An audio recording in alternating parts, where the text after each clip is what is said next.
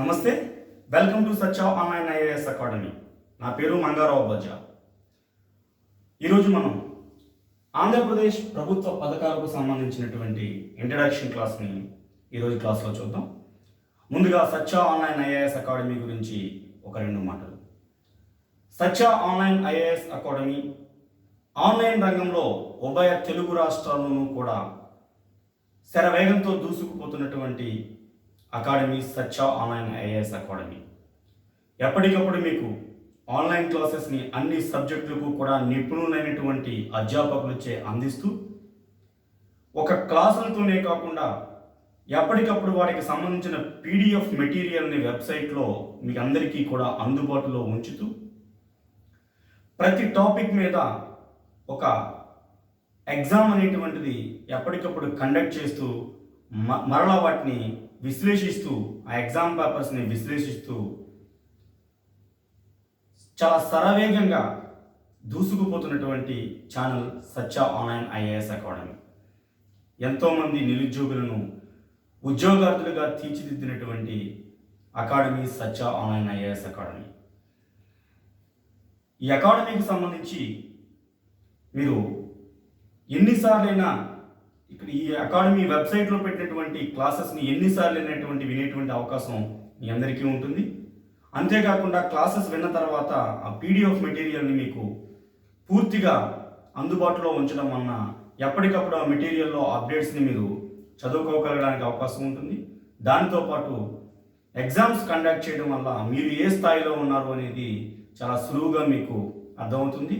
ఇంకా ఏ స్థాయిలో మీ ప్రమాణాలను మెరుగుపరుచుకోవాల్సి ఉంటుంది, ఎలాంటి విషయాల్లో మీరు వెనకబడి ఉన్నారు, వీటన్నిటిని కూడా ఎప్పటికప్పుడు మీరు అప్డేట్ చేసుకునేటువంటి అవకాశం ఉంటుంది. ప్రీవియస్ ఎగ్జామ్ పేపర్స్తో పాటు ప్రస్తుతం పెడుతున్నటువంటి గుణాత్మకమైనటువంటి క్వాలిటీ కలిగినటువంటి ఏదైతే పేపర్స్ ఉన్నాయో, ఏదైతే టెస్టులు ఉన్నాయో, ప్రతి టెస్ట్ను కూడా ఎనాలిసిస్ చేస్తూ ఇంక ఎక్కడా లేని విధంగా ఆన్లైన్ కోచింగ్లో ఒక అద్భుతమైనటువంటి అవకాశంగా ఈ సచ్చా ఆన్లైన్ ఐఏఎస్ అకాడమీ ఉపయోగపడుతుంది. సో మనం ఈరోజు క్లాస్లో ఆంధ్రప్రదేశ్ ప్రభుత్వ పథకాలకు సంబంధించినటువంటి విశేషాలను మనం చూద్దాం. ఏదైనా ఒక ప్రభుత్వం, అది రాష్ట్ర ప్రభుత్వం కానీ కేంద్ర ప్రభుత్వం కానీ, ఏదైనా ఒక ప్రభుత్వం అధికారంలోకి వచ్చిన తరువాత ప్రజా సంక్షేమం కోసం, ప్రజలకు మేలు చేయడం కోసం కొన్ని ప్రభుత్వం పథకాలను ప్రవేశపెట్టడం అనేటువంటిది ఆనవాయితీగా వస్తుంది. అయితే ఒక ప్రభుత్వం ఎందుకు ఈ ప్రభుత్వ పథకాలను ప్రవేశపెట్టాలి, అధికారంలోకి వచ్చిన తర్వాత ప్రభుత్వ పథకాల పైన ఎందుకు ప్రభుత్వం అంత దృష్టి పెడుతుంది, ఒకవేళ ప్రభుత్వ పథకాలు కనుక అమలు చేయకపోతే ఏమవుతుంది అనేది పోటీ పరీక్షలకు ప్రిపేర్ అయ్యే విద్యార్థులకే కాదు, ఒక సామాన్యమైనటువంటి ఒక నాలెడ్జ్తో ముందుకు పోతున్న ప్రతి ఒక్కరికి కూడా ఎరిగినటువంటి అంశమే. ఎన్నికల మేనిఫెస్టోలో ప్రభుత్వ పథకాలను ప్రభుత్వం అధికారంలోకి వచ్చిన తర్వాత ప్రవేశపెట్టబోయే పథకాలను ముందుగానే ఎన్నికల మేనిఫెస్టోలో పెట్టి తద్వారా ఎవరైతే ప్రజలు ఉంటారో ఆ ప్రజలందరి యొక్క దృష్టిని రాజకీయ పార్టీలు తమ వైపుకు తిప్పుకుంటాయి. ఒక్కసారి అధికారంలోకి వచ్చిన తర్వాత ఏదైతే ఎన్నికల మేనిఫెస్టోలో పెట్టారో అలాంటి పథకాలన్నింటినీ కూడా సమర్థవంతంగా అమలు చేయడానికి ప్రతి ప్రభుత్వం కూడా ప్రయత్నాలు చేస్తూనే ఉంటుంది. దీనందరికీ కారణం మనందరికీ తెలిసినటువంటిదే. ఈ ప్రజాస్వామ్య ప్రభుత్వంలో, ఈ పార్లమెంటరీ విధానంలో ఒక నియమిత కాలానికి జరిగేటువంటి ఎన్నికకు ప్రభుత్వం అనేటువంటిది ఏర్పడుతుంది. సో మన భారతదేశంలో 5 సంవత్సరాల కాలానికి ఎన్నికలు అనేటువంటివి జరుగుతూ ఉంటాయి. సో ఒక్కసారి అధికారంలోకి వచ్చిన తర్వాత ప్రభుత్వాల చేతిలో ఒక 5 సంవత్సరాల సమయం ఉంటుంది. ఈ 5 సంవత్సరాల్లో వీలైనన్ని ప్రభుత్వ పథకాలను ప్రవేశపెట్టి ప్రజల యొక్క మన్ననను పొంది ప్రజలను ఈ పార్టీలకు దగ్గరగా చేసుకోవడం ద్వారా మరలా అధికారంలో రావడానికి ఈ ఎన్నికల వ్యవస్థలో ఈ పథకాలు అనేటువంటివి చాలా కీలకంగా ఉపయోగపడతాయి. ఈ ప్రజాస్వామ్య వ్యవస్థలో చక్కనైన ప్రణాళికాబద్ధమైనటువంటి పేద ప్రజలకు మేలు కల్పించేటువంటి ప్రభుత్వ పథకాలను అమలు చేసినటువంటి అనేక ప్రభుత్వాలు తర్వాత కాలంలో జరగబోయేటువంటి ఎన్నికల్లో తిరిగి మరలా అధికారంలోకి వచ్చినటువంటి సందర్భాలు మనకి అనేకం ఉన్నాయి. అంతేకాదు ఏ ప్రభుత్వాలైతే ఎన్నికల మేనిఫెస్టోలో పథకాలను ప్రవేశపెట్టిన అనంతరం అధికారంలోకి వచ్చిన తరువాత అనేక కారణాలతో, ఆర్థిక కారణాలు కావచ్చు, సామాజిక కారణాలు కావచ్చు, లేదా వేరే ఇతర కారణాలు కావచ్చు, ప్రభుత్వ పథకాలను సక్రమంగా అమలు చేయలేకపోయినటువంటి ఏవైతే ప్రభుత్వాలు ఉన్నాయో అవి తర్వాత ఎన్నికల్లో అపజయాన్ని మూటగట్టుకున్నటువంటి సందర్భాలను కూడా మనం అనేకం చూసాం. కాబట్టి ఈ ఎన్నికల వ్యవస్థలో, ఈ పార్లమెంటరీ విధానంలో ప్రభుత్వ పథకాలు అనేటువంటివి ఒక కొలమానంగా ప్రజల యొక్క మనసును చూరగొనడానికి ఒక అద్భుతమైన అవకాశంగా రాజకీయ పార్టీలకు ఎంతగానో ఉపయోగపడుతున్నాయి. అందుకనే ప్రతిపక్షంలో ఉన్నటువంటి పార్టీలు కానీ, అధికారంలో ఉన్నటువంటి పార్టీలు కానీ ఎల్లవేళలా ప్రజలకు చేరువుగా ఉండేటువంటి అనేక ప్రభుత్వ పథకాలకు ఎప్పుడూ రూపకల్పన చేసుకుంటూ ఉంటాయి. ప్రతిపక్షాలైతే వాటిని ఎన్నికల మేనిఫెస్టోలో పెట్టడం ద్వారా రాబోయే ఎన్నికలకు సన్నద్ధమవుతూ ఉంటే, ప్రభుత్వాలైతే వాటిని మరింత కట్టుదిట్టంగా అమలు చేయడం ద్వారా ప్రజలను మరింత మెప్పించి తమ తిరిగి అధికారంలోకి రావడానికి ప్రయత్నాలు చేస్తూ ఉంటాయి. అందువల్లనే ఈ ప్రభుత్వ పథకాలకు చాలా ఒక మంచి పాత్ర అనేటువంటిది మనకి ఇక్కడ కనిపిస్తూ ఉంది. అయితే ఇక కాంపిటేటివ్ ఎగ్జామ్స్ విషయానికి వస్తే, ఏ ప్రభుత్వం అధికారంలో ఉన్నా కానీ పోటీ పరీక్షల్లో ఈ ప్రభుత్వ పథకాలకు సంబంధించినటువంటి ప్రశ్నలు అనేకం అడగడం అనేటువంటిది చాలా సందర్భాల్లో మనం చూసాం. ఏపీపీఎస్సీ ఎగ్జామ్లో కానీ, అటు తెలంగాణ పబ్లిక్ సర్వీస్ కమిషన్కి సంబంధించినటువంటి ఎగ్జామ్స్లో కానివ్వండి, లేదా ఎస్ఐ కానిస్టేబుల్ లాంటి ఎగ్జామ్స్లో కానివ్వండి, ఇవన్నీ కూడా ప్రభుత్వ పథకాల మీద అభ్యర్థి యొక్క అవగాహన ఏమాత్రం ఉంది అనేటువంటిది పరీక్షించడం అనేటువంటిది అక్కడ ఎగ్జామినర్ యొక్క ముఖ్యమైన లక్ష్యంగా మనకు కనిపిస్తూ ఉంది. అంటే ఒక ప్రభుత్వ ఉపాధ్యాయుడిగా కానీ, ఒక ప్రభుత్వ ఉద్యోగిగా కానీ, లేదా ఒక ప్రభుత్వానికి సంబంధించిన సేవకుడుగా కానీ ఒక అభ్యర్థి సేవలు అందించాలి అంటే ముందుగా ఆ ప్రభుత్వం పైన, ఆ ప్రభుత్వాలపై ప్రవేశపెట్టినటువంటి పథకాలపైన ఒక సమగ్రమైనటువంటి ఆలోచన విధానం, ఒక సమగ్రమైనటువంటి విశ్లేషణ సామర్థ్యం, ఒక అవగాహనతో కూడుకున్నటువంటి నాలెడ్జ్ అనేటువంటిది చాలా అవసరమని అక్కడ ప్రభుత్వాలు భావిస్తూ ఉంటాయి. అందువల్లనే కాంపిటేటివ్ ఎగ్జామ్లో ఈ ప్రభుత్వ పథకాలకు సింహస్వప్నంగా వేయడం అనేటువంటి జరుగుతూ ఉంది. ఏదో పథకాన్ని మనం చదివాం, ఆ పథకంలో ఉన్నటువంటి ఏదో పై అంశాలు చదువుకుంటూ వెళ్ళిపోయాము అనుకుంటే ఒక్కొక్కసారి మనకి డెప్త్గా ఎగ్జామినేషన్లో బిట్స్ వచ్చినప్పుడు మనం ఆన్సర్ చేసేటువంటి అవకాశం తక్కువగా ఉంటుంది. చాలామంది అభ్యర్థులు చేసేటువంటి ప్రధానమైన పొరపాటు అదే. ఒక పథకం, ఆ పథకం ఎందుకు, ఎవరి కోసం అనేటువంటిది సింపుల్గా చదువుకుని వెళ్ళిపోతారు. తీరా అక్కడికి వెళ్ళిన తర్వాత దాన్ని అవగాహనతో కూడుకున్న విధంగా కనుక ప్రశ్నించినప్పుడు ఆ పథకానికి సంబంధించిన బిట్ని కోల్పోయేటువంటి అవకాశం ఉంటుంది. కాబట్టి ప్రభుత్వ పథకాలు, కేంద్ర ప్రభుత్వ పథకాలు కానివ్వండి, రాష్ట్ర ప్రభుత్వ పథకాలు కానివ్వండి, ప్రభుత్వ పథకాలపైన పూర్తి పట్టు అనేటువంటిది చాలా అవసరం. మన ఆంధ్రప్రదేశ్ రాష్ట్ర ప్రభుత్వమే కనుక మనం తీసుకున్నట్లయితే సుమారు 50 పైచిలకు నూతన పథకాలను ఈ ప్రభుత్వం వచ్చినటువంటి దాదాపు ఒక 14 నెలల కాలంలో, ఈ రోజుకి 14 నెలలు పూర్తయింది ప్రభుత్వం అధికారంలోకి వచ్చి, జగన్మోహన్ రెడ్డి నాయకత్వంలో ప్రభుత్వం. సో ఈ 14 నెలల కాలంలో ఒక 50 నూతన పథకాలకు, 50 పైచిలకు నూతన పథకాలకు ఈ ప్రభుత్వం శ్రీకారం చుట్టింది. మరొక చాలా పథకాలకు ప్రభుత్వం ఇంకా ఏర్పాటు చేయడానికి, ఇంకా ప్రవేశపెట్టడానికి సన్నద్ధమవుతూ ఉంది. ఈ నేపథ్యంలో అభ్యర్థులందరూ కూడా ప్రభుత్వ పథకాలపైన పట్టు సాధించినట్లయితే రాబోయేటువంటి కాంపిటేటివ్ ఎగ్జామ్లో మరిన్ని మార్కులు సంపాదించుకోవడానికి అవకాశం ఏర్పడుతుంది అనేటువంటి ఉద్దేశంతో ఈ ప్రభుత్వ పథకాలు అనేటువంటి టాపిక్ని ఈరోజు ఇంట్రడక్షన్ క్లాస్గా మీకు ఇవ్వడం జరుగుతుంది. ఇక నుంచి రాబోయేటువంటి క్లాసుల్లో ప్రతి పథకాన్ని కూడా సమగ్రంగా దానికి సంబంధించినటువంటి ఆయా ఏదైతే గవర్నమెంట్ ఆర్డర్స్ ఉన్నాయో, జియోస్ ఉన్నాయో, వాటిలో ఉన్నటువంటి సంపూర్ణమైనటువంటి సమాచారంతో ప్రతి పథకాన్ని కూడా మీకు అందివ్వడం జరుగుతుంది. అంతేకాకుండా ఈ ప్రభుత్వ పథకాలకు సంబంధించినటువంటి అద్భుతమైన ప్రామాణికమైనటువంటి PDF రూపంలో ఉన్నటువంటి మెటీరియల్ కూడా మీ అందరికీ కూడా వెబ్సైట్లో అందుబాటులో ఉంచడం జరుగుతుంది. అంతేకాదు సమయానుకూలంగా దీనికి సంబంధించినటువంటి ప్రభుత్వ పథకాలపైన ఎలాంటి బిట్స్ వచ్చేటువంటి అవకాశం ఉందనేటువంటి కోణంలో మీ అందరికీ కూడా దీనికి సంబంధించి టెస్టులు కండక్ట్ చేయడం జరుగుతుంది. ఈ ప్రభుత్వ పథకాలకు సంబంధించినటువంటి టెస్ట్ పైన విశ్లేషణ కూడా మనకి తర్వాత ఉంటుంది. ఈ 4 స్టెప్స్లో మనకి ఇదే విధమైనటువంటి వ్యూహంతో మన సత్య ఆన్లైన్ ఐఏఎస్ అకాడమీ ముందుకు వెళ్తుంది. మీరు ఈ పాటికే చూస్తుంటారు, ఒక పిక్చర్ బేస్డ్ అనాలిసిస్ అనేటువంటిది ఆల్రెడీ మన ఇన్స్టిట్యూట్లో ప్రవేశపెట్టబడింది. ఒక పిక్చర్ని మన మైండ్లో పెట్టుకోవడం ద్వారా మొత్తంగా ఆ టాపిక్కి సంబంధించినటువంటి సమగ్ర సమాచారాన్ని అంతటినీ కూడా మన బ్రెయిన్లో చొప్పించేటువంటి కార్యక్రమాన్ని మనం ఆల్రెడీ స్టార్ట్ చేసుకున్నాం మన ఇన్స్టిట్యూట్కి సంబంధించినటువంటి క్లాసుల్లో. సో ఈ వినూత్నమైనటువంటి బోధనా పద్ధతితో మనం అందరూ కూడా ముందుకు వెళ్ళడానికి మరి ముందుకు వెళుతూ ఉన్నామని చెప్పడానికి నిజంగా చాలా గర్విస్తున్నాను. సో అయితే ఈ ప్రభుత్వ పథకాలకు సంబంధించి ఎందుకు మనం ఈ ప్రభుత్వాలు ప్రవేశపెట్టాలనేటువంటి విషయం గురించి ఈపాటికే మీకు అర్థమై ఉంటుంది. అయితే ప్రభుత్వాలకు రాజ్యాంగం ఇచ్చినటువంటి మార్గదర్శక సూత్రాలలో కూడా ఈ ప్రభుత్వ పథకాలకు సంబంధించినటువంటి అంశాలు, ఈ ప్రభుత్వ పథకాలు ప్రవేశపెట్టాల్సినటువంటి ఒక ప్రాధాన్యతను కూడా రాజ్యాంగం చెప్పడం అనేటువంటిది మనందరికీ తెలిసిందే.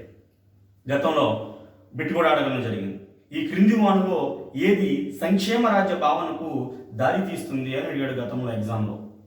ఈ క్రింది అంశాలలో ఏది సంక్షేమ రాజ్య భావనకు దారి తీస్తుంది? ప్రాథమిక హక్కులు, ప్రాథమిక విధులు, ఆదేశ సూత్రాలు, పైవన్నీ అని చెప్పేసి ఆన్సర్ ఇవ్వడం జరిగింది. శ్రేయోరాజ్య స్థాపనకు కానీ సంక్షేమ రాజ్య స్థాపనకు కానీ అవకాశం కల్పించేటువంటి ఉద్దేశంతో ఆదేశ సూత్రాలను భారతదేశ రాజ్యాంగంలో 4వ భాగంలో ఆర్టికల్ 36 నుంచి ఆర్టికల్ 51 మధ్య ఆదేశ సూత్రాలను పొందుపరచడం జరిగింది మన రాజ్యాంగ నిర్మాతలు. ఈ ఆదేశ సూత్రాలు అనేటువంటివి రాజ్యాంగం ప్రభుత్వాలకు ఇచ్చేటువంటి మార్గదర్శక సూత్రాలు. రాజ్యాంగం ప్రభుత్వానికి ఇచ్చేటువంటి ఒక మార్గదర్శక సూత్రాలు. ఈ ప్రభుత్వం ఏ విధంగా నడుచుకోవాలి, ఈ ప్రభుత్వం ప్రజలకు ఏ విధంగా దగ్గరవ్వాలి, ఈ ప్రభుత్వం ఏ విధమైనటువంటి ప్రజల కోసం ఎలాంటి సంక్షేమ కార్యక్రమాలు చేపట్టాలనేటువంటి ఒక ముఖ్యమైనటువంటి సూత్రాల రూపంలో, మార్గదర్శక సూత్రాల రూపంలో ఆదేశ సూత్రాలను రాజ్యాంగంలో 4వ భాగంలో పొందుపరచడం జరిగింది. అయితే ఆనాడు స్వతంత్రం వచ్చినటువంటి మనం ఉన్నటువంటి పరిస్థితులు కానివ్వండి, ఆనాడు భారతదేశంలో ఉండేటువంటి మరి విద్యా వెనుకబాటుతనం కానీ, సామాజిక వెనుకబాటుతనం కానీ, నిరక్షరాస్యత కానీ, ఆర్థిక వెనుకబాటుతనం కానీ, ఇవన్నీ కూడా ఆలోచనలో ఉంచుకుని వీటికి న్యాయ సంరక్షణ అనేటువంటిది కల్పించలేకపోయినప్పటికీ, భారత రాజ్యాంగ నిర్మాతలు ఫండమెంటల్ రైట్స్కి న్యాయ సంరక్షణ కల్పించినప్పటికీ ఆదేశ సూత్రాలకు న్యాయ సంరక్షణ కల్పించలేకపోయారు. దీనికి కారణం ఆనాడున్నటువంటి పరిస్థితులనే మనం చెప్పుకోవాలి. ఆనాడు భారతదేశం కుటిలమైనటువంటి వలస రాజ్యాల దోపిడీకి గురవడం వల్ల ఆర్థిక వ్యవస్థ పతనం కావడం, ఆర్థికంగా ఇబ్బందికరమైనటువంటి వాతావరణం ఉండడం, నిరక్షరాస్యత ఒక పక్కన, నిరుద్యోగం మరొక పక్కన, ప్రజలందరూ కూడా పేదరికంలో ఉండడం వలన ప్రభుత్వాలకు సంక్షేమ కార్యక్రమాలను అమలు చేసేటువంటి వెసులుబాటు పూర్తిగా లేకపోవడం వలన ఆనాడు ఈ ఆదేశ సూత్రాలకు న్యాయ సంరక్షణ కల్పించలేకపోయి ఉండవచ్చు. ఎందుకంటే న్యాయ సంరక్షణ కల్పిస్తే ప్రతి పౌరుడు కూడా ఆదేశ సూత్రాలను అమలు చేయాల్సిందిగా సుప్రీంకోర్టులకు వెళ్ళేటువంటి, న్యాయస్థానాలకు వెళ్ళేటువంటి అవకాశం ఉంటుంది. అందువల్లనే న్యాయ సంరక్షణ కల్పించి ఉండలేకపోయి ఉండవచ్చు. అయితే స్పష్టంగా మార్గదర్శక సూత్రాల రూపంలో, ఆదేశ సూత్రాల రూపంలో ఈ ప్రభుత్వం ఖచ్చితంగా ప్రజా సంక్షేమ రాజ్యంగా ప్రజా సంక్షేమ పాలన చేయడానికి కొన్ని ముఖ్యమైనటువంటి పథకాలను ప్రవేశపెట్టాలని ఆదేశ సూత్రాల్లో అనేక చోట్ల పొందుపరచడం జరిగింది. మీరు గమనించినట్లయితే ఆదేశ సూత్రాల్లో కొన్ని ముఖ్యమైనటువంటి ఆర్టికల్స్లో ఆర్టికల్ 37 కానీ, ఆర్టికల్ 38 కానీ, ఆర్టికల్ 39 కానీ, అదేవిధంగా ఆర్టికల్ 41 కానీ, ఆర్టికల్ 42 కానీ, ఆర్టికల్ 46 కానీ, ఇవన్నీ కూడా ప్రభుత్వం ఈ సంక్షేమ పథకాలను లేదా ప్రభుత్వ పథకాలను ప్రవేశపెట్టడానికి ఒక అతి ముఖ్యమైనటువంటి ఒక మార్గదర్శక సూత్రాలన్నింటినీ కూడా ఆయా ఆర్టికల్స్లో పొందుపరచడం అనేటువంటి జరిగింది. మిగిలిన ఆర్టికల్స్లో కూడా ప్రభుత్వం ఏం చేయాలి అనే దాని మీద చాలా స్పష్టంగా రాజ్యాంగ నిర్మాతలు చెప్పడం జరిగింది. ఫర్ ఎగ్జాంపుల్, మీరు ఆర్టికల్ 37 కనుక మనం తీసుకున్నట్లయితే ఆదేశ సూత్రాలకు న్యాయ సంరక్షణ లేదు, న్యాయస్థానాలు ఆదేశ సూత్రాలను అమలు చేయాల్సిందిగా ప్రభుత్వాలను ఆదేశించకూడదు అని చెబుతూనే ప్రభుత్వం తన విధానాల రూపకల్పనలో ప్రభుత్వం తన యొక్క పథకాల రూపకల్పనలో ఆదేశ సూత్రాలు అనేటువంటివి వాటిని మాత్రం పరిగణలోనికి తీసుకోవాలి. అంటే ఆదేశ సూత్రాలు చట్టాలు చేయడానికి ప్రాథమికాలు. ఆదేశ సూత్రాలు ఈ శాసన వ్యవస్థ చేసేటువంటి ప్రతి చట్టానికి కూడా బేస్ ఏంటి అంటే ఆదేశ సూత్రాలే. అంటే ఆదేశ సూత్రాల ఆధారంగానే ఈ చట్టాలు రూపొందించాల్సి ఉంటుంది. ఆ చట్టాలను రూపొందించేటప్పుడు ప్రామాణికంగా తీసుకోవాల్సినవి ఏంటి అంటే ఆదేశ సూత్రాలు. మీరు ఏ చట్టాన్ని తీసుకోండి, ఏ యాక్ట్ని తీసుకోండి, ఎందుకోసం చేస్తున్న ఈ చట్టాలు అంటే ఆదేశ సూత్రాలను అమలు చేయాలనేటువంటి తపనతో. కాబట్టి ఈ శాసన వ్యవస్థలో అటు పార్లమెంట్ కానీ, ఇక్కడ రాష్ట్రాల యొక్క అసెంబ్లీలు కానీ శాసనాలు చేసేటప్పుడు, చట్టాలు చేసేటప్పుడు ప్రామాణికంగా తీసుకోవాల్సినటువంటి అంశం ఏది అంటే ఆదేశ సూత్రాలు. ఆదేశ సూత్రాలను బేస్ చేసుకునే ఈ చట్టాలన్నీ కూడా రూపొందించబడతాయి. అంత ప్రాధాన్యం ఉంది ఆదేశ సూత్రాలు. చాలా క్లియర్గా ఆర్టికల్ 37లో చెప్పడం జరిగింది.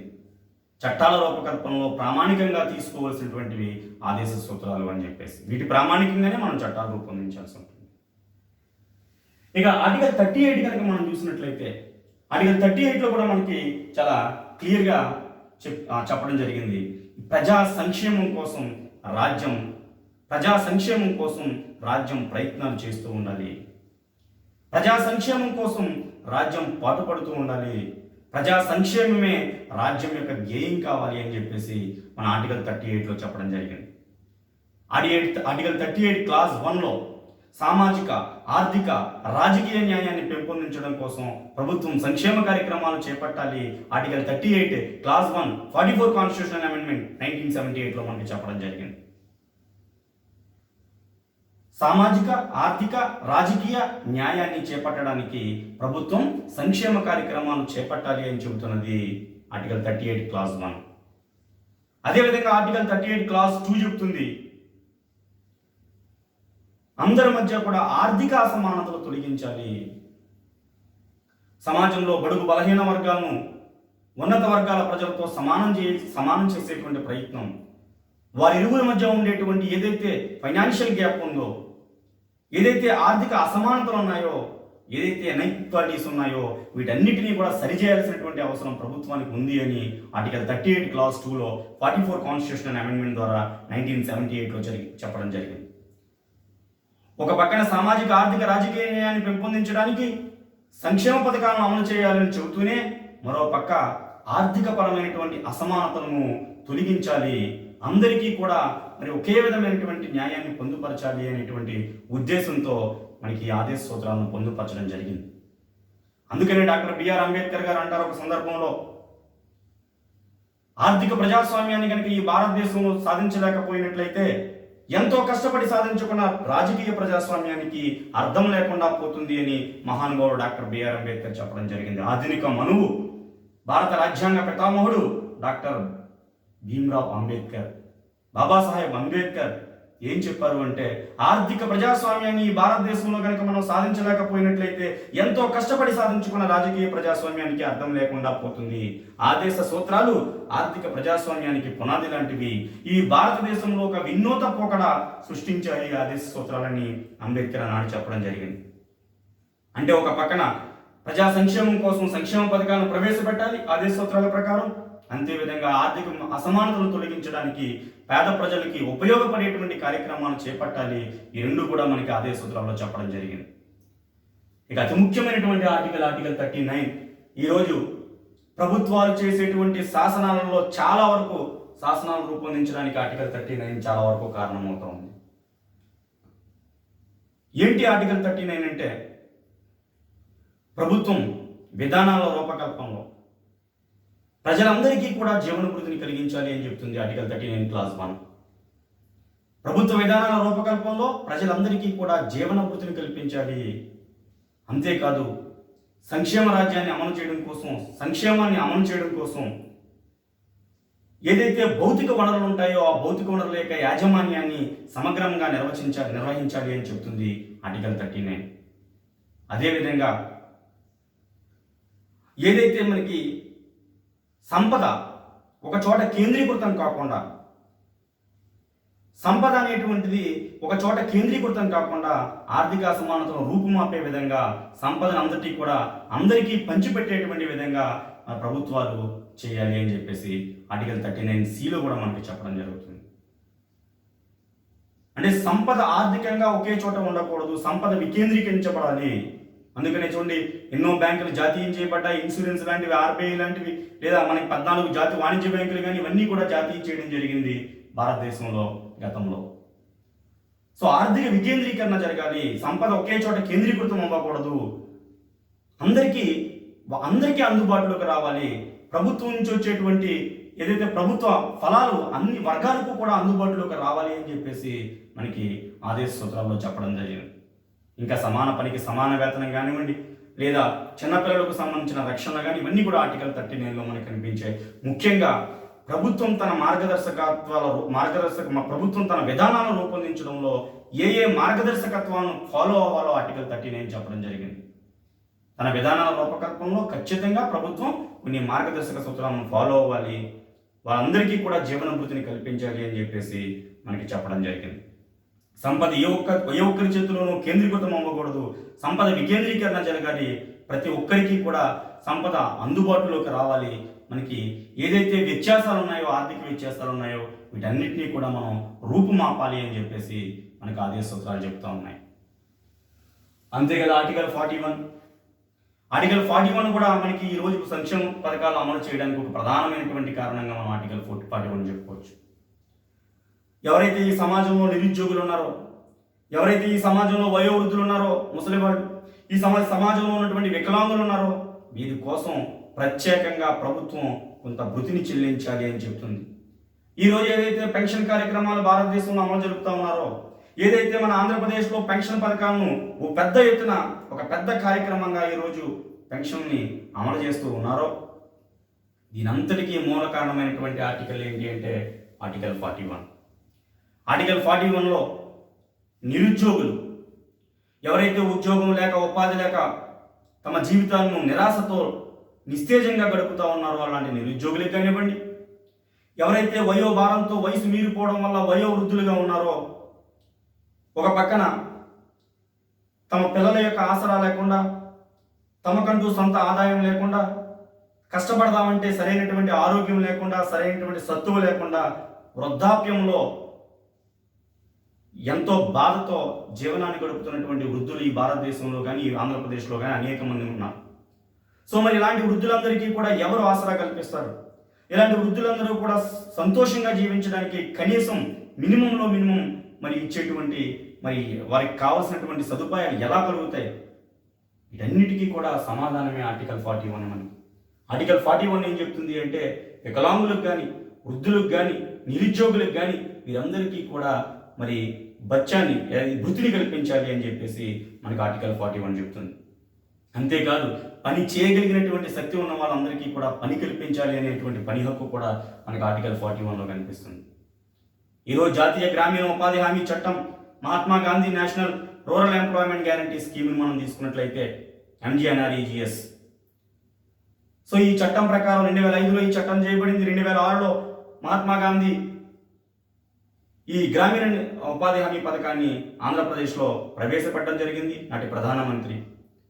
సో ఈరోజు భారతదేశంలో ఎంతోమంది పని చేయడానికి సిద్ధంగా ఉండి పని దొరకకుండా ఉన్నటువంటి ఎంతోమంది జీవులకు, ఎంతోమంది వ్యక్తులకు ఈ ఉపాధి హామీ పథకం ఒక వరంలాగా మారింది.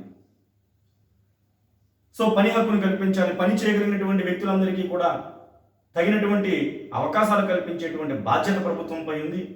ఎవరైతే నిస్సహాయ స్థితిలో ఉంటారో, నిరుద్యోగులు ఉంటారో, అలాగే వికలాంగులు ఉంటారో, వృద్ధులు ఉంటారో వాళ్ళందరికీ కూడా వృత్తిని కల్పించేటువంటి బాధ్యత, రెస్పాన్సిబిలిటీ ప్రభుత్వానికి ఉంది అని చెప్పేసి ఆర్టికల్ 41లో ఆదేశ సూత్రాల్లో పొందుపరచడం జరిగింది.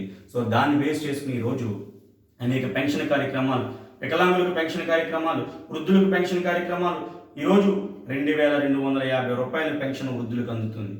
ఈరోజు నెలకు 3000 రూపాయల వికలాంగులకు పెన్షన్ అందుతుంది. ఈ వృద్ధులకు ఇచ్చేటువంటి పెన్షన్ దశల వారీగా పెంచుకుంటూ 3000 రూపాయల వరకు పెంచుకుంటూ పోవడానికి ఈ ప్రభుత్వం సిద్ధంగా ఉంది రాబోయే 4 ఏళ్లలో. సంవత్సరానికి 250 చొప్పున రాబోయే 4 సంవత్సరాల్లో 3000 రూపాయలు నెలకి వృద్ధులు పొందేటువంటి అవకాశం ఉంది. చాలామంది, కొంతమంది అనాలోచితంగా వృద్ధులకి ఇచ్చే పెన్షన్స్ అనవసరం, వికలాంగులకి ఇచ్చే పెన్షన్స్ అనవసరం, ఇలాంటి భావనలో కొంతమంది ఉంటున్నారు. చాలా చాలా తప్పు. ఈరోజు వారు నిస్సహాయ స్థితిలో ఉన్నారు. కష్టపడదామంటే ఆరోగ్యం సహకరించదు, వయసు సహకరించదు. ఒక పక్కన బాధ్యతగా మెలగాల్సినటువంటి పిల్లలు వాళ్ళను పట్టించుకోకపోతే, కనీసం ప్రభుత్వం అయినా వాళ్ళని పట్టించుకున్నట్లయితే వారికి ఇచ్చేటువంటి తృణము పణము ఆ 3,000 రూపాయలు 2,250 రూపాయలతోనూ వాళ్ళు సంతోషంగా కాలం గడుపుతూ వారి యొక్క ఆరోగ్యాన్ని కాపాడుకుంటూ మరి స్వేచ్ఛగా జీవించడానికి, సంతోషంగా జీవించడానికి అది ఒక అవసరంగా మనం అందరూ కూడా భావించాలి. ఈరోజు పెన్షన్లు చాలామంది ఇది ఒక నాన్ ప్లాన్డ్ ఎక్స్పెండిచర్. దీనివల్ల ప్రభుత్వాలు ఎటువంటి ఆదాయాలను సృష్టించుకోలేవు, ప్రభుత్వాలు ఎటువంటి ఆస్తులను సమకూర్చుకోలేవు అని చెప్పేసి చాలామంది మేధావులు దీన్ని వ్యతిరేకిస్తూ ఉన్నారు. కానీ చాలా అన్యాయం ఇది. ఈ భారతదేశంలో పుట్టిన ప్రతి ఒక్కరూ కూడా సంతోషంగా అందరితో పాటు సమానంగా సగర్వంగా జీవించేటువంటి హక్కును కలిగి ఉన్నారు. కాబట్టి వారందరికీ కూడా వృత్తిని కల్పించాలని రాజ్యాంగం చెబుతుంది. కాబట్టి ప్రభుత్వం ఇచ్చేటువంటి పెన్షన్ వాళ్ళ హక్కుగా మనం భావించాలి. దాన్ని మనం ఎంకరేజ్ చేయాల్సినటువంటి అవసరం కూడా ఉంది. ఇక ఆర్టికల్ 42లో కూడా చెప్పబడుతుంది. ఆర్టికల్ 42లో మహిళల కోసం కానివ్వండి, మహిళలకు ప్రసూతి సౌకర్యాలను కల్పించాలని చెప్పింది ఆర్టికల్ 42. ఎవరైతే కార్మికులు ఉంటారో, కర్మాగారాల్లో పనిచేస్తారో వీళ్ళందరి కోసం రక్షణ చర్యలు చేపట్టాలి. వీళ్ళందరికీ కూడా మరి ఉపయోగపడేటువంటి చట్టాలు చేయాలని ఆర్టికల్ 42 చెప్తుంది. ఈరోజు కార్మికులకు ఇచ్చేటువంటి బీమా కానివ్వండి, మహిళలు కలగజేసేటువంటి అనేక సంక్షేమ కార్యక్రమాలకు కానివ్వండి, పునాది ఈ 42 ఆర్టికల్లో మనకు కనిపిస్తూ ఉంది. ఈరోజు ఈ ఆంధ్రప్రదేశ్లో 60 సంవత్సరాల వరకు 18 సంవత్సరాల నుంచి 60 సంవత్సరాల వయసు ఉన్నటువంటి ప్రతి కార్మికునికి కూడా బీమా సౌకర్యాన్ని వైఎస్ఆర్ బీమా కార్యక్రమంతో బీమా పొందేటువంటి కార్యక్రమాన్ని ఈ ప్రభుత్వం చేపట్టింది. సహజంగా మరణించినట్లయితే 1,00,000 రూపాయలు, ప్రమాదశాత్తు మరణించినట్లయితే 50,000 రూపాయలు. సో ఈ విధమైనటువంటి అవకాశాలను కల్పిస్తూ వైఎస్ఆర్ బీమా కార్యక్రమాన్ని కార్మికుల కోసం అమలు జరుపుతూ ఉంది. సో అదేవిధంగా మహిళల సంక్షేమం కోసం అనేక పథకాలు. ఈరోజు డ్వాక్రా వడ్డీలు కానివ్వండి, 0 వడ్డీ రుణాలు కానివ్వండి, అదేవిధంగా మనకి వైఎస్ఆర్ ఆసరా కానివ్వండి, ఇలాంటి ఎన్నో పథకాలు మహిళల కోసం ప్రభుత్వాలు ప్రవేశపెడుతూ ఉన్నాయి. అలాగే మహిళలకు ప్రసూతి సౌకర్యాలు కల్పించబడతా ఉన్నాయి. వీటికి కూడా మనకి ఆర్టికల్ 42లో ఉంది. ఇక ఆదేశ సూత్రాలకి ఒక గుండెకాయ లాంటి ఆర్టికల్ 46. ఆర్టికల్ 46 అత్యంత ముఖ్యమైనటువంటి ఆర్టికల్. ఈరోజు ఈ భారతదేశంలో సామాజికంగా, రాజకీయంగా, ఆర్థికంగా వెనకబాటుకునేటువంటి కులాలు ఉన్నారు, వెనకబాటు గురైనటువంటి వర్గాలు ఉన్నారు. ఎవరైతే సామాజిక, ఆర్థిక, రాజకీయంగా వెనకబడినటువంటి బడుగు బలహీన వర్గాల వారు ఎవరైతే ఉన్నారో ఆ బడుగు బలహీన వర్గాల వారి యొక్క సంక్షేమం కోసం షెడ్యూల్డ్ కులాలు, షెడ్యూల్డ్ తెగలు, బీసీలు, మైనార్టీలు వీరందరి సంక్షేమం కోసం ప్రభుత్వం చర్యలు చేపట్టాలి, సంరక్షణ చర్యలు చేపట్టాలి అని చెప్పేసి ఆర్టికల్ 46 చెప్తుంది. అద్భుతమైనటువంటి ఆర్టికల్. ఆదేశ సూత్రాల్లో గుండెకాయలంటే ఆర్టికల్ మనకి. ఎందుకంటే పాపం మనందరూ గమనించాల్సిన అవసరం ఉంది. ఈరోజు సామాజిక వెనుకబడతనం ఇన్ని సంవత్సరాల స్వతంత్రం వచ్చి 10 రోజుల్లో పూర్తి కావస్తున్నా, ఈ స్వతంత్రం వచ్చిన తర్వాత అనేక ప్రజాస్వామ్య ప్రభుత్వాలు ఏర్పడినా ఇంకా గ్యాప్ అనేటువంటిది అలా కొనసాగుతూ ఉంది. ఇంకా సామాజిక వివక్ష కొనసాగుతూ ఉంది. సామాజికంగా, రాజకీయంగా, ఆర్థికంగా వెనుకబాటు గురైనటువంటి కులాలు, వర్గాలు ఈ భారతదేశంలో అనేకమైన ఉన్నాయని చెప్పడానికి ఈరోజు ప్రత్యక్షంగా కనిపిస్తున్నటువంటి వార్తాపత్రికల్లో కానీ, అదేవిధంగా ప్రింట్ మీడియాలో కానీ, మనకి ఈ ఎలక్ట్రానిక్ మీడియాలో కానీ చూస్తున్న ఘటనలు మనం అన్ని చూడాలి. ఈనాటికి కూడా సమాజంలో వెనకబడినటువంటి వర్గాలు ఎంతో ఇబ్బందులు పడుతున్నటువంటి పరిస్థితులు మనం చూస్తూ ఉన్నాం. అందుకని ఆర్టికల్ 46 చెప్తుంది, సామాజికంగా, ఆర్థికంగా, రాజకీయంగా వెనుకబడినటువంటి ఎవరైతే విద్యాపరంగా వెనుకబడినటువంటి ఎవరైతే ఉన్నారో షెడ్యూల్డ్ కులాలు, షెడ్యూల్డ్ తెగలు, బీసీలు, అదేవిధంగా మైనార్టీలు వీరందరి కోసం కూడా రక్షణను కల్పించాలి, వారందరి కోసం సంక్షేమ చర్యలను ఈ ప్రభుత్వం చేపట్టాలి అని చెప్పేసి మనకి ఆదేశ సూత్రాల్లో పొందుపరచడం జరిగింది. సో ఇవన్నీ కూడా ఆర్టికల్ 37 కానీ, 38 కానీ, 39 కానీ, 41 కానీ, 42 కానీ, 46 కానీ, 47 కానీ వీటన్నిటిని దృష్టిలో ఉంచుకునే ప్రభుత్వాలు పథకాలు ప్రవేశపెడుతూ ఉన్నాయి. అన్నిటికన్నా ముఖ్యంగా చెప్పాలి అంటే ఈ రాజ్యాంగము, ఆదేశ సూత్రాలు ఇవన్నిటినీ పక్కన పెడితే ఒక ప్రభుత్వం ఈ ప్రజాస్వామ్య దేశంలో మరలా తిరిగి ప్రజల యొక్క మన్ననను పొందాలి అంటే, మరలా తిరిగి ప్రభుత్వం ఎస్టాబ్లిష్మెంట్ చేసుకోవాలి అంటే ఖచ్చితంగా ప్రజలకు చేరువు కావాలి. ప్రజలకు చేరువు కావాలంటే ప్రభుత్వ పథకాలను అమలు చేసి తీరాలి. ప్రభుత్వ పథకాలను సక్రమంగా అమలు చేసినప్పుడే ప్రజలు ఈ రాజకీయ పార్టీలకు దగ్గరవుతారు, తిరిగి మరీ అధికారంలోకి రావడానికి అవకాశం ఏర్పడుతుందని ప్రధాన ఉద్దేశంతో ఈ ప్రభుత్వ పథకాలను ప్రవేశపెడతా ఉన్నారు. ఎంసీ సెతలవాడు ఏమంటాడంటే, ఈ శాసన వ్యవస్థకు కరదీపికలు ఈ ఆదేశ సూత్రాలని చెప్తాడు. ఆదేశ సూత్రాలు ఒక టార్చ్ లైట్ లాగా పనిచేస్తాయి, ఒక మార్గాన్ని చూపిస్తూ ఉంటాయి. ఒక చీకట్లో వెళ్ళేటువంటి ఒక వ్యక్తికి ఒక దారిని ఏ విధంగా అయితే టార్చ్ లైట్ చూపిస్తుందో, అదేవిధంగా ప్రభుత్వాలందరికీ కూడా ఒక మార్గదర్శకం చూపించడానికి ఈ ఒక టార్చ్ లైట్ లాగా, ఒక సెర్చ్ లైట్ లాగా, ఒక కరదీపికల్లాగా పనిచేస్తాయని ఎంసీ సెతలవాడు అంటాడు ఆదేశ సూత్రాల గురించి చెప్తూ. ఎంసీ చాగ్లా అంటాడు ఈ ఆదేశ సూత్రాల గురించి చెప్తూ, ఈ ఆదేశ సూత్రాలను కనుక ఖచ్చితంగా ప్రభుత్వాలు అమలు చేసినట్లయితే భారతదేశం భూతల స్వర్గం అవుతుంది, అందులో అనుమానం లేదంటాడు ఎంసీ చాగ్లా. నిజంగా వాస్తవం.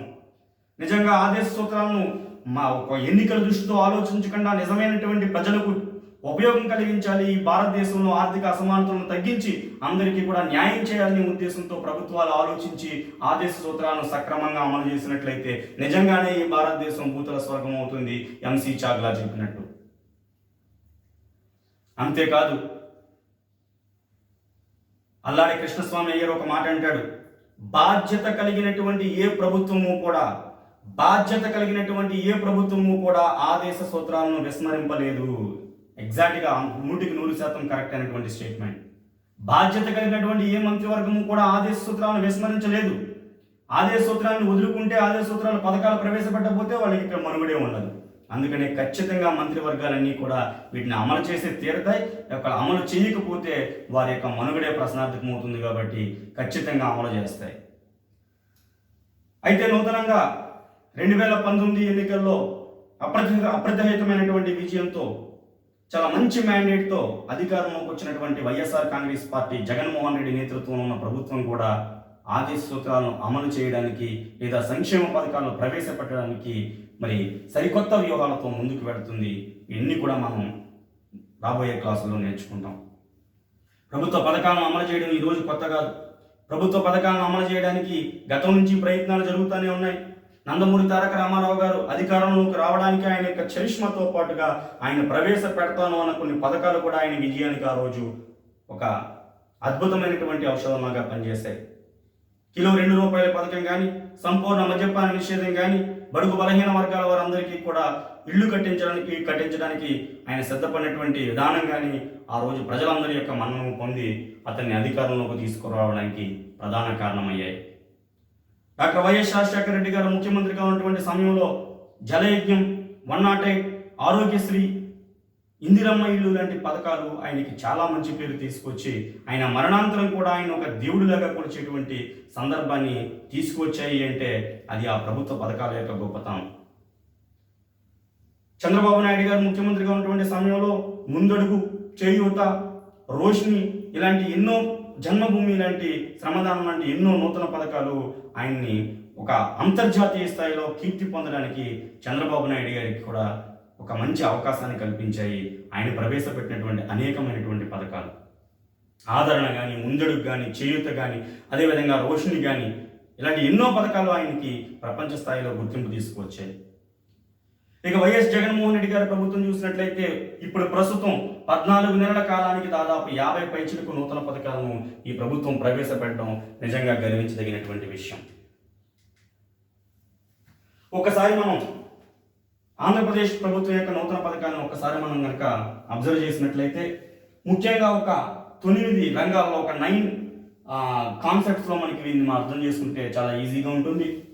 రైతులు, పెన్షనర్సు, బలహీన వర్గాలు, అదేవిధంగా ఇన్సూరెన్స్ రంగం, స్టూడెంట్స్, అలాగే హెల్త్, అలాగే మనకి మహిళలు, గృహ నిర్మాణము, ఇతర పథకాలుగా మనం వీటిని వర్గీకరించుకున్నట్లయితే, ఇలాంటి వర్గీకరణ ఏ పుస్తకాలను ఉండకపోవచ్చు, కానీ ముఖ్యంగా చూసినట్లయితే పథకాలను కనుక మనం క్లాసిఫై చేసినట్లయితే ఈ 9 అంశాల చుట్టూనే మనకు తిరుగుతూ ఉంటుంది. ఏదైతే మనకి ఎన్నికల మేనిఫెస్టోలో వైఎస్ఆర్ కాంగ్రెస్ పార్టీ హామీ ఇచ్చిందో, నవరత్నాలు అనేటువంటి ఒక నూతన పథకం చుట్టూనే నవరత్నాలు అనేటువంటి ఒక కార్యక్రమం చుట్టూనే ఆంధ్రప్రదేశ్ ప్రభుత్వం యొక్క పథకాలు మొత్తం తిరుగుతూ ఉంటాయి. ఏ విధంగా అయితే నవగ్రహాలు సూర్యుని చుట్టూ తిరుగుతూ ఉంటాయో ఈ ప్రభుత్వ పథకాలన్నీ కూడా మన నవరత్నాలు అనేటువంటి కార్యక్రమం చుట్టూనే తిరుగుతూ ఉంటాయి. ఏది తీసుకున్నా దానికి నవరత్నాల్లో బేస్ మనకు కనిపిస్తూ ఉంది. కాబట్టి ఈ పథకాల్ని ఒక 9 ముఖ్యమైనటువంటి కాన్సెప్ట్స్లో పథకాలుగా మనం వర్గీకరించుకోవచ్చు. అది ఫార్మర్స్, పెన్షన్స్, అలాగే మనకి సామాజిక సంక్షేమ కార్యక్రమాలు, బలహీన వర్గాలకు ఇచ్చేటువంటి అనేక రకాలైనటువంటి పథకాలు, అదేవిధంగా ఇన్సూరెన్స్ రంగము, స్టూడెంట్స్ విద్యార్థులకు ఇచ్చేటువంటి పథకాలు, అదేవిధంగా ఆరోగ్యానికి సంబంధించినవి, అదేవిధంగా మహిళలకు సంబంధించినవి, అదేవిధంగా గృహ నిర్మాణానికి సంబంధించినటువంటి పథకాలు. అవి కాకుండా కొన్ని ఇతర పథకాలు, వాలంటీర్ల వ్యవస్థ కానీ, సచివాలయ వ్యవస్థ కానీ, లేదంటే మనకి వైఎస్ఆర్ నవశకం కానీ ఇలాంటి ఇతర పథకాలను కూడా మనం దీని గురించి పొందుపరచుకోవచ్చు. అయితే ఈ రోజు క్లాస్లో కేవలం నేను ఇంట్రడక్షన్ మాత్రమే చేస్తున్నాను, కేవలం పథకాలను మీకు పరిచయం చేస్తున్నాను తప్పితే ఈ పథకాలకు సంబంధించిన పూర్తి సమగ్ర సమాచారాన్ని ఈ క్లాస్లో ఇవ్వడం లేదు. నెక్స్ట్ క్లాస్లో ప్రతి ఒక్క పథకానికి సంబంధించినటువంటి పూర్తి సమాచారాన్ని రాబోయే క్లాసుల్లో మీకు ఒక్కొక్క పథకాన్ని మీకు వివరించుకుంటూ ముందుకు వెళ్తాను. జస్ట్ ఈ రోజు ఇంట్రడక్షన్ క్లాస్లో మీకు పథకాలను పరిచయం మాత్రమే చేస్తాను. ఈరోజు రైతులకు సంబంధించి చూసినట్లయితే రైతు భరోసా అతి ముఖ్యమైనటువంటి పథకం. రైతులకు పెట్టుబడి మద్దతునివ్వాలనేటువంటి ఉద్దేశంతో ప్రవేశపెట్టినటువంటి పథకం. ఏదైతే పిఎం కిసాన్ అనేటువంటి పథకం కేంద్ర స్థాయిలో ఉందో, కేంద్ర స్థాయిలో పిఎం కిసాన్ 6,000 రూపాయలు రైతులకు ఇచ్చేటువంటి ఏదైతే ఒక పథకం ఉందో దాన్ని ఆ 6,000 రూపాయలతో కలుపుకుని ఈ రాష్ట్ర ప్రభుత్వం 13,500 రూపాయలు సంవత్సరానికి రైతులకు ఇచ్చేటువంటి కార్యక్రమం రైతు భరోసా కార్యక్రమం. రైతుకు ఎంత పొలం ఉంది అనేటువంటి దాంతో సంబంధం లేకుండా ఎవరైతే అర్హులైనటువంటి రైతులు ఉన్నారో, ఎవరైతే అర్హులైనటువంటి కౌలు రైతులు ఉన్నారో వీరందరికీ కూడా రైతు భరోసా పథకాన్ని ఈ ప్రభుత్వం వర్తింపజేస్తూ ఉంది. సుమారు 64 లక్షల మంది రైతులు, ఇంక్లూడింగ్ కౌలు రైతులు, 15 లక్షల కౌలు రైతులతో కలిసి 64 లక్షల మంది రైతులకు ఈ రైతు భరోసా పథకాన్ని ప్రభుత్వం అర్హత కల్పించింది.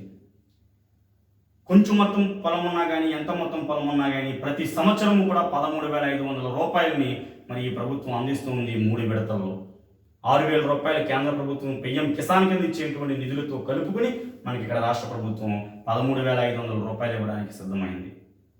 ఆల్రెడీ మనకి కొంత మొత్తాన్ని రైతుల ఖాతాలో కూడా జమ చేసి కూడా మనకు ఉన్నది.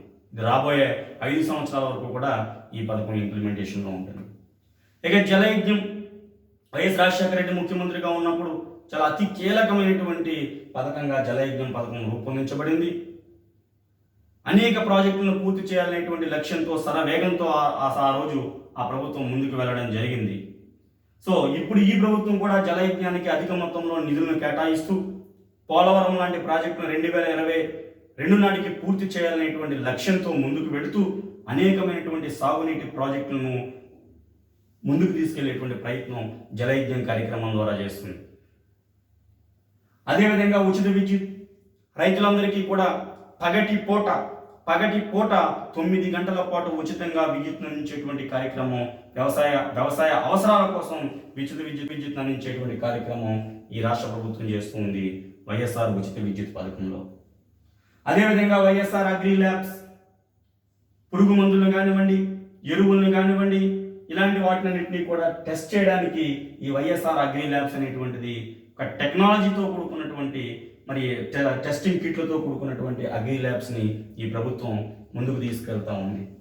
అదేవిధంగా వైఎస్ఆర్ 0 వడ్డీ పథకం, ఎవరైతే రైతులు వాణిజ్య బ్యాంకుల్లో కానీ, కోఆపరేటివ్ సొసైటీస్లో కానీ రుణాలు తీసుకునేటువంటి రైతులు ఉంటారు. ఎందుకంటే రైతులకు రుణాలు అనేటువంటివి చాలా చాలా చాలా ఇంపార్టెంట్. ఈరోజు వ్యవసాయం అనేటువంటిది చాలా క్లిష్టమైన పరిస్థితుల్లో ఉంది. ఈ వ్యవసాయదారులు వ్యవసాయాన్ని ఒక సంవత్సరం పాటు ముందుకు తీసుకెళ్ళాలి అంటే ఆ రైతులందరికీ కూడా రుణాలు అనేటువంటివి చాలా అత్యవసరం అవుతూ ఉంటాయి. సో ఇలాంటి రుణాలపైన ఏదైతే క్రాప్ లోన్స్ తీసుకుంటూ ఉంటారో ఈ క్రాప్ లోన్స్ పైన రుణాలను రద్దు చేసేటువంటి కార్యక్రమం, 0 వడ్డీకే రుణాలు అందించేటువంటి కార్యక్రమం ఈ ప్రభుత్వం చేపడుతుంది. సో బడ్జెట్లో కూడా దానికి సంబంధించి దాదాపు 100 కోట్ల రూపాయల నిధులను ఈ వైఎస్ఆర్ 0 వడ్డీ పథకానికి కేటాయించడం అనేటువంటి జరిగింది. సో అదేవిధంగా వైఎస్ఆర్ పంటల బీమా, రైతుకు ఒక ధీమాగా పంటల బీమా కార్యక్రమాన్ని ప్రభుత్వం కొనసాగిస్తూ ఉంది. రైతు అకాల వర్షాల కారణంగా కానివ్వండి, అనేక రకాలైనటువంటి ప్రకృతి విపత్తుల కారణంగా కానివ్వండి, లేదంటే ఏదైనా చీడపీడలకు సంబంధించి కానివ్వండి, రైతులు ఒక్కసారిగా పంటలు నష్టపోయేటువంటి పరిస్థితి ఉంటే ఆ రైతు పెట్టుబడి అంతా కూడా సర్వనాశనం అయిపోయేటువంటి అవకాశం ఉంటుంది. ఇలాంటి పరిస్థితుల్లో రైతులను ఆదుకునేటువంటి ప్రయత్నం చేయాలి. పంట నష్టపోయినప్పుడు పంటకు ఆ రైతుకు ధీమా అనేటువంటిది కల్పించాలనేటువంటి ఉద్దేశంతో ఈ ప్రభుత్వం వైఎస్ఆర్ రైతు బీమా అనేటువంటి కార్యక్రమాన్ని చేపట్టింది. రైతులు చెల్లించాల్సినటువంటి ప్రీమియం మొత్తాన్ని ప్రభుత్వమే చెల్లిస్తూ రైతులకు ఈ బీమా సౌకర్యాన్ని కల్పించడం నిజంగా చాలా ఆనందించాల్సిన విషయం. అదేవిధంగా పొలంబడి కార్యక్రమం ఈరోజు సహజమైనటువంటి వాతావరణంలో ఏదైతే పెస్టిసైడ్స్ను తక్కువగా ఉపయోగిస్తూ, రసాయనాలను తక్కువగా ఉపయోగిస్తూ సేద్యాన్ని ముందుకు చేయాలి. టెక్నాలజీని ఏదైతే వ్యవసాయ సాంకేతిక పద్ధతులు ఉంటాయో వాటన్నిటినీ కూడా రైతులకు అందుబాటులోకి తీసుకురావాలనేటువంటి ఉద్దేశంతో పొలంబడి అనేటువంటి కార్యక్రమాన్ని, పొలంబడి క్షేత్రాన్ని ప్రభుత్వం ముందుకు తీసుకెళ్తా ఉంది. అలాగే జీరో బడ్జెట్ న్యాచురల్ ఫార్మింగ్, సహజమైనటువంటి పద్ధతుల్లో వ్యవసాయం చేసేయడానికి జెడ్పీఎన్ఎఫ్ అనేటువంటి కార్యక్రమం జరుగుతుంది.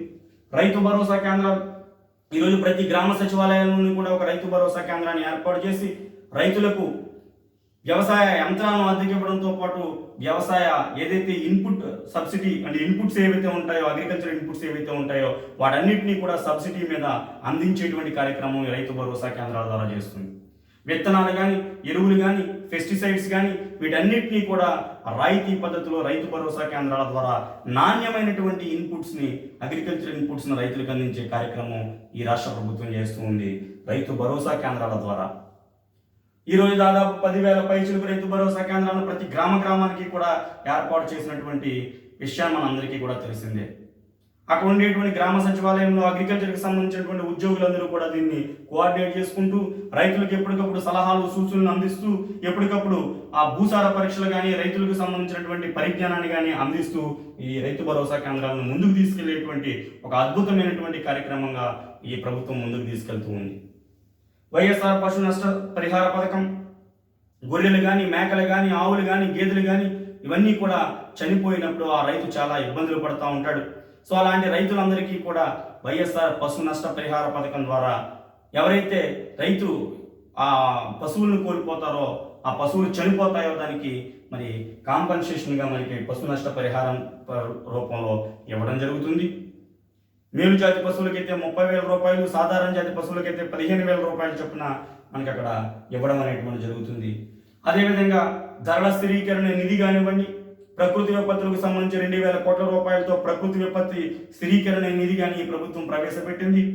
ధరలు అమాంతంగా పడిపోయినప్పుడు రైతులకు మేలు చేయాలనేటువంటి ఉద్దేశంతో ఒక పక్కన ఏదైతే వ్యవసాయోత్పత్తులు ఉన్నాయో వ్యవసాయోత్పత్తులన్నిటికీ కూడా మినిమం సపోర్ట్ ప్రైస్ మద్దతు ధరను ప్రకటించడంతో పాటుగా, ఆ మద్దతు ధరను అందించడంతో పాటుగా మరి వ్యవసాయ ధరల స్థిరీకరణ కోసం ఒక ధరల స్థిరీకరణ నిధిని కూడా ఈ ప్రభుత్వం ఏర్పాటు చేసిన విషయాన్ని ఈ సందర్భంగా మనం గుర్తు చేసుకోవాలి. ఇవన్నీ కూడా రైతులకు సంబంధించిన పథకాలు. అదేవిధంగా పెన్షన్కి సంబంధించి వైఎస్ఆర్ పెన్షన్ కానుక ఈరోజు 14 వర్గాలకు 14 రకాలైనటువంటి కేటగిరీలో పెన్షన్స్ అందించడం జరుగుతూ ఉంది.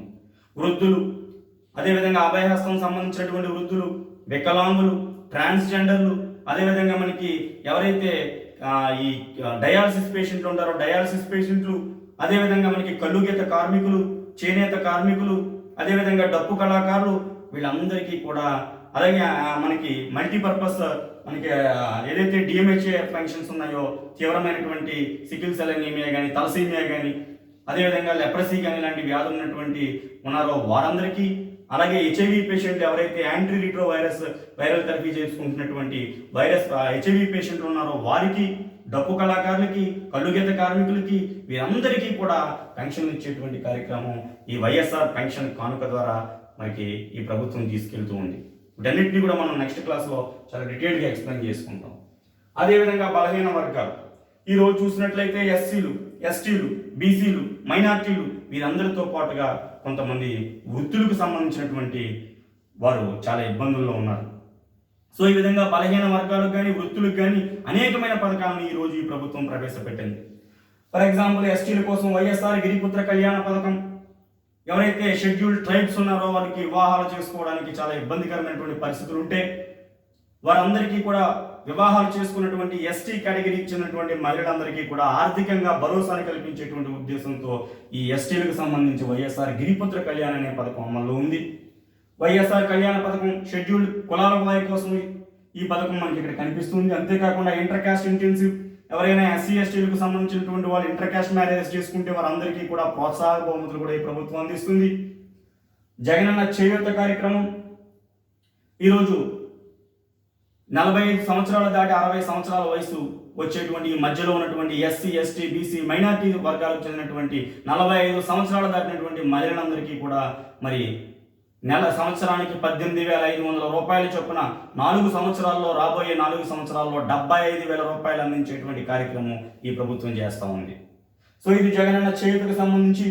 అలాగే నాయి బ్రాహ్మణులకు, రజకులకు, ఎవరైతే బీసీల్లో ఈ నాయి బ్రాహ్మణులు, రజకులు ఉన్నారో వీళ్ళందరికీ కూడా సంవత్సరానికి 10,000 రూపాయలు వారికి సంబంధించినటువంటి ఏదైతే యంత్రాలు ఉంటాయో అవన్నీ కూడా కొనుక్కోవడానికి వారికి ఆర్థిక సహాయం అందిస్తుంది ఈ ప్రభుత్వం.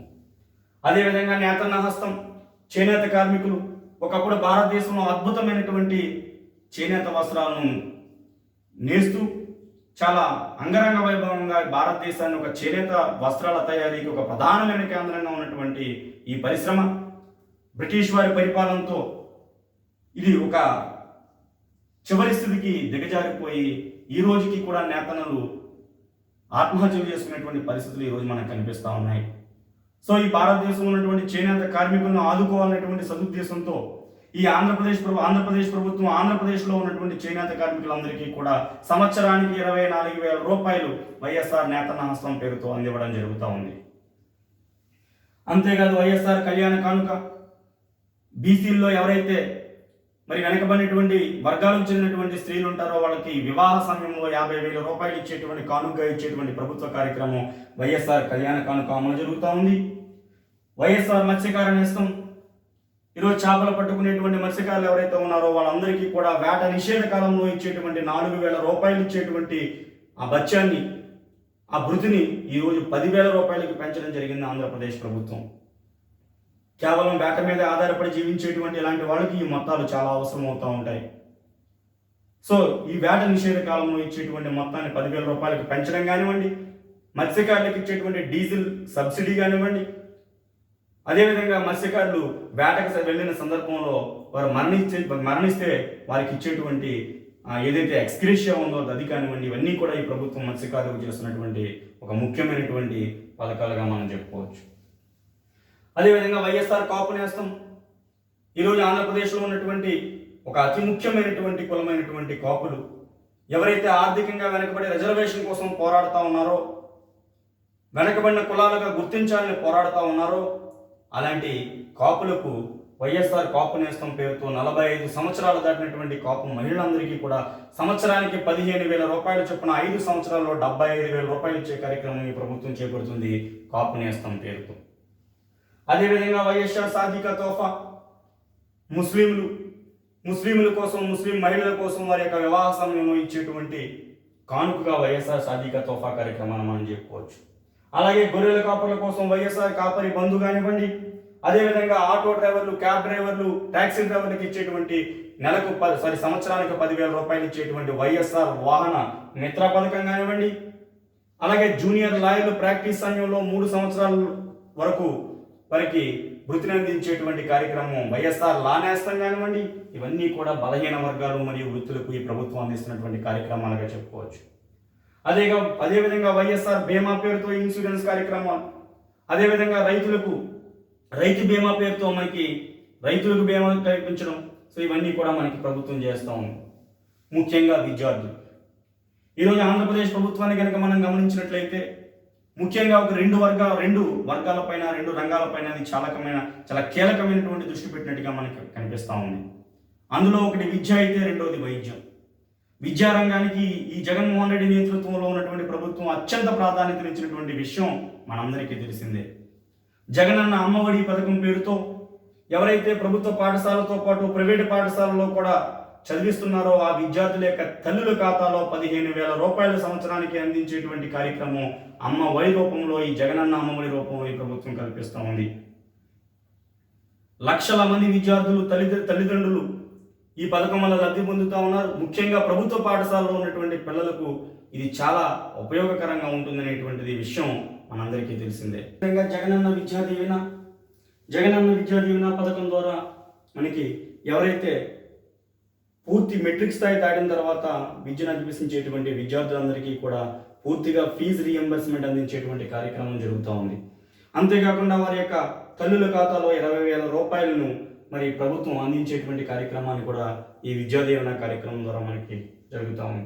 అదేవిధంగా మనబడి నాడు నేడు ఈరోజు ప్రభుత్వ పాఠశాలను కార్పొరేట్ పాఠశాలకు ధీటుగా సర్వాంగ సుందరంగా తీర్చిదిద్దడానికి కోట్ల రూపాయలను ఖర్చు చేస్తున్నటువంటి కార్యక్రమం మనబడి నాడు నేడు. ఈరోజు ఏదైతే మౌలిక వసతులు లోపంగా ఉంటాయో మరి పాఠశాలలో మౌలిక వసతులను కల్పించాలనేటువంటి ఉద్దేశంతో ఈ మనబడి నాడు నేడు పథకాన్ని అమలు చేయడం జరుగుతుంది. శరవేగంగా రాబోయే అతి కొద్ది రోజుల్లోనే ప్రభుత్వ పాఠశాలకు మౌలిక వసతులను కల్పించే కార్యక్రమం ఈ కార్యక్రమం ద్వారా జరుగుతుంది. అదేవిధంగా MDM కానివ్వండి, అలాగే స్కూల్ మేనేజ్మెంట్ గ్రాంట్లు కానివ్వండి, అలాగే అక్షయ పాత్ర ఏదైతే సెంట్రలైజ్డ్ కిచెన్స్ ఉంటాయో వాటి ద్వారా విద్యార్థులందరికీ కూడా శుచికరమైనటువంటి శుభ్రమైనటువంటి ఆహారాన్ని అందించేటువంటి కార్యక్రమాన్ని ఈ అక్షయ పాత్ర ద్వారా మరి ప్రభుత్వం కల్పిస్తూ ఉంది. అదేవిధంగా విద్యార్థుల్లో నేత్ర సమస్యలను దూరం చేయడానికి వైఎస్ఆర్ కంటి వెలుగు, దంత సమస్యలను దూరం చేయడానికి వైఎస్ఆర్ చిరునవ్వు, అదేవిధంగా పౌష్టికాహారాన్ని మరింత అందుబాటులోకి తీసుకురావడానికి జగనన్న గోరుముద్ద లాంటి కార్యక్రమాన్ని ఈ ప్రభుత్వం చేపట్టింది. అదేవిధంగా జగనన్న విద్యా దీవెన పేరుతో రాబోయే విద్యా సంవత్సరం ప్రారంభంలోనే విద్యార్థులకు సంబంధించి బ్యాగ్స్, షూలు, అలాగే పుస్తకాలకు సంబంధించినటువంటి కిట్ను మొత్తం అందించేటువంటి కార్యక్రమం జగనన్న విద్యా దీవెన ద్వారా చేస్తుంది. అదేవిధంగా జగనన్న వసతి దీవెన, వైఎస్ఆర్ సంపూర్ణ పోషణ లాంటి కార్యక్రమాలు కూడా మనకి నూతన బడ్జెట్లో ప్రవేశపెట్టబడ్డాయి. అదేవిధంగా ఆరోగ్యానికి సంబంధించి ఆరోగ్యశ్రీ పథకం 1000 రూపాయలకు మించి మరి ఏదైతే వైద్య అవసరాలు ఉన్నటువంటి వ్యాధులు ఉంటాయో అన్నిటికీ కూడా మనకి ఆరోగ్యశ్రీ పరిధిలోనికి తీసుకురావడం, ఇతర రాష్ట్రాల్లో ఉన్నటువంటి ముఖ్య పట్టణాల్లో కూడా ఆరోగ్యశ్రీ పేషెంట్స్ మనకి వైద్యం చేయించుకునేటువంటి వెసులుబాటు కల్పించడం, ఈ యొక్క పథకాన్ని పూర్తిగా విస్తరించేటువంటి కార్యక్రమాన్ని ప్రభుత్వం చేపట్టింది. అదేవిధంగా 104, 108 వాహనాలు ఈరోజు పెద్ద మొత్తంలో 108 వాహనాలను ఈ ప్రభుత్వం మరి ప్రజలందరికీ అందుబాటులోకి తీసుకురావడం జరిగింది. అదేవిధంగా మద్యపాన నిషేధం కనుక మనం తీసుకున్నట్లయితే దశల వారీగా మద్యపానాన్ని నిషేధించేటువంటి ఉద్దేశంతో ప్రభుత్వం ముందుకు పోతా ఉంది.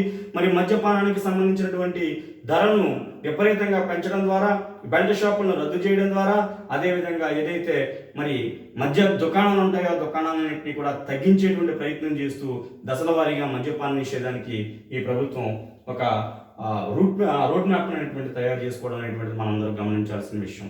అదేవిధంగా మహిళలకు సంబంధించిన వడ్డీ లేని రుణాలు కానివ్వండి, వైఎస్ఆర్ ఆసరా కానివ్వండి, ఇలాంటి ముఖ్యమైనటువంటి పథకాలు ప్రవేశపెట్టింది. అదేవిధంగా గృహ నిర్మాణానికి సంబంధించి వైఎస్ఆర్ గృహ వసతి కార్యక్రమం ఈరోజు రాబోయే 4 సంవత్సరాలలో ఒక 25 లక్షల ఇళ్లను మరి ప్రజలందరికీ కూడా అందివ్వాలనేటువంటి ఒక సదుద్దేశంతో ఇప్పటికే ఇళ్ల స్థలాల సేకరణ కార్యక్రమాన్ని కూడా ఈ ప్రభుత్వం చేపట్టింది. రాబోయే 4 సంవత్సరాల్లో 25 లక్షల పైచిలకు ఇళ్లను మరి ప్రభుత్వంలో ఉండేటువంటి ప్రభుత్వం ఈ పేదలందరికీ కూడా అందించేటువంటి కార్యక్రమాన్ని ఈ వైఎస్ఆర్ గృహ వసతి కార్యక్రమం ద్వారా చేపట్టబోతుంది.